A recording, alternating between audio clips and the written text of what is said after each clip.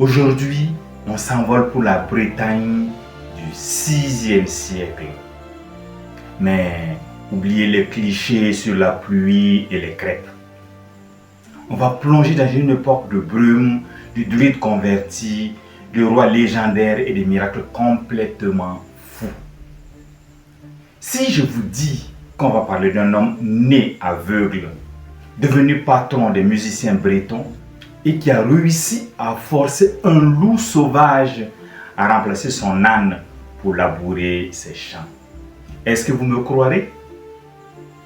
Eh bien, cet homme, c'est Saint Hervé. Sa vie est comme à la limite entre un conte de fées et une saga héroïque.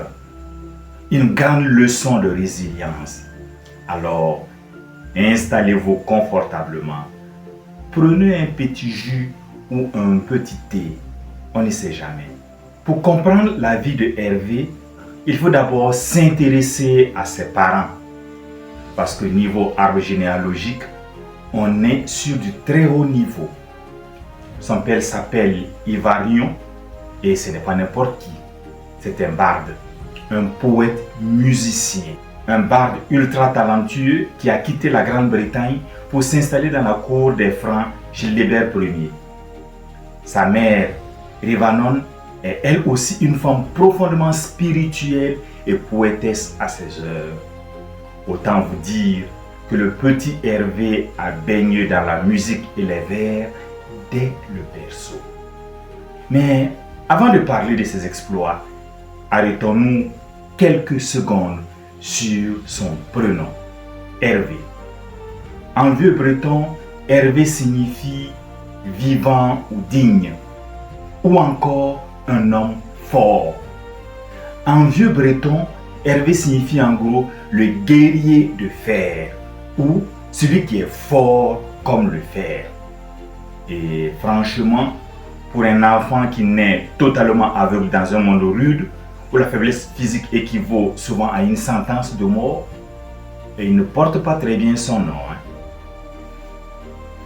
Il a donc été obligé d'oublier un peu son nom et de devenir guerrier d'une autre manière, en utilisant ce qu'il sait le mieux faire, en utilisant ses propres armes, la foi et la musique. Rivanon, sa mère, sait que son fils a un destin unique. Malgré sa cécité, elle refuse qu'il devienne un fardeau. Dès son plus jeune âge, elle lui apprend à chanter, à mémoriser les textes sacrés et à développer une oreille absolue. Quand son père meurt, Hervé a besoin de parfaire son éducation. Alors, sa mère l'envoie chez son oncle, Saint Ulfort, qui vit en ermite au fond des forêts de la Bretagne. Imaginez l'ambiance. Pas d'électricité, des arbres à perte de vue, le bruit des ruisseaux.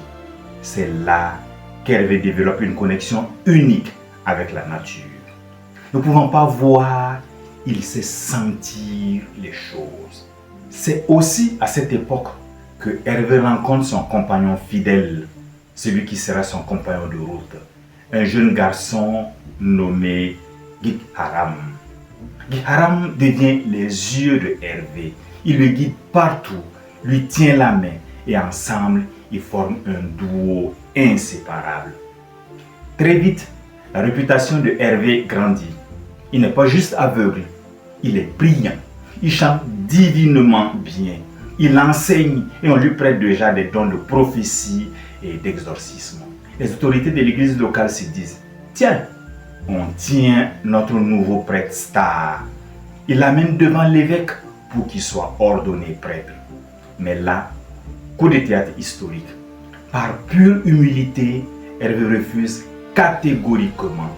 Il se trouve indigne de célébrer la Sainte Messe. Face à son insistance, l'évêque accepte un compromis. Il ne sera pas prêtre, mais il accepte le titre d'exorciste. Et croyez-moi, chasser les démons et apaiser les esprits, cela lui convenait parfaitement. Bon, voilà notre Hervé aveugle qui est devenu exorciste officiel. Bien sûr, avec d'autres compagnons, ils vivent de leur travail. Et leur travail, c'est quoi? C'est cultiver la terre. Ils cultivent pour se nourrir. Et pour cela, ils utilisent un vieil âne pour tirer la charrue. Mais ne voilà-t-il pas qu'un jour, un loup sauvage, vorace, affamé, sort des bois et s'attaque à l'âne pour le tuer et le dévorer? Le jeune compagnon de Hervé, pris de panique, arrive vers ce dernier en criant: Hervé, Hervé, nous sommes ruinés, nous sommes morts. Un loup vient de tuer notre âne et de le manger. Alors, avec un calme olympien, Hervé se met à genoux. Il ferme les yeux. Il a déjà les yeux fermés, mais comprenez ce que je vais vous dire. Il ferme donc les yeux et prie. Il demande au loup de revenir. Que se passa-t-il? Le loup est revenu, la queue entre les jambes, comme honteux, comme confus. Et Hervé lui a dit d'une voix calme mais ferme: Frère loup, tu as mangé notre âne. C'est cet âne qui travaillait pour nous nourrir. Eh bien, tu vas prendre sa place et travailler. Et vous savez ce qui s'est passé? Le loup s'est laissé faire. On a mis la charrue sur le dos du loup et il a commencé à travailler avec eux. Il a commencé à travailler comme l'âne. Et le loup est resté avec eux sans jamais s'attaquer ni aux brebis ni aux compagnons du moine aveugle. N'est-ce pas une merveille? N'est-ce pas merveilleux? N'est-ce pas la main puissante de Dieu qui agit dans la vie de notre Hervé? Il y a bien d'autres miracles que Hervé a accomplis. Par exemple, il a guéri beaucoup de personnes qui souffraient de troubles mentaux. Il a mis en déroute des légions de démons. Fort de tous ces miracles, il finit par fonder son propre monastère à Lampuharno. C'est dans le Finistère actuel. Hervé passe sa vie entière dans la pauvreté, mais volontairement, voyageant de village en village avec son guide Gik Haram et son loup apprivoisé sagement à ses côtés. En 556, sentant sa fin approcher, il s'allonge sur le sol de son monastère. Il demande à ses moines de le laisser s'en aller à même le sol. Et c'est dans cette position d'humilité, de soumission, qu'il eut une vision. Il vit les cieux s'ouvrir et la lumière du Christ jaillir comme pour l'accueillir. Que Dieu nous donne, à nous aussi, humbles et pauvres pécheurs, cette grâce, la grâce d'une bonne mort. Saint Hervé est mort il y a plus de 1400 ans. Mais son empreinte en Bretagne reste immense. Il est le saint patron des aveugles, des opticiens, mais aussi et surtout des bardes, des musiciens et des poètes bretons. Que peut-on retenir de l'histoire de ce guerrier de fer? On peut retenir qu'il a prouvé au monde entier que l'on n'a pas besoin de la vue pour éclairer les autres.